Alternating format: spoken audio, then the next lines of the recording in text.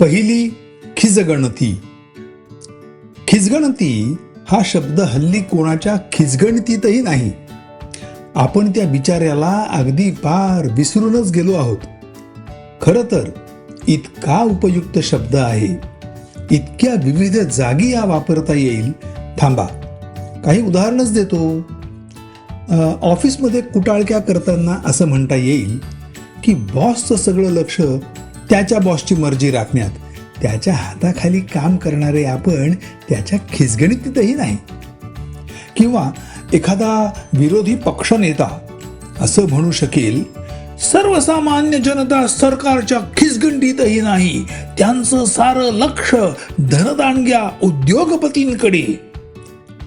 किंवा एखादी ती त्याच्याविषयी अशी तक्रार करू शकेल की ऑफिसातल्या कामापुढे त्याला दुसरं काही दिसतच नाही आणि मी तर त्याच्या खिजगणितीतही नाही.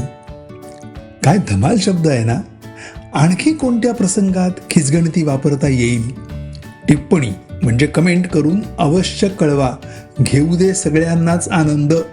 आणि हो, खिजगणती हा शब्द अगदी बेधडक वापरू लागा.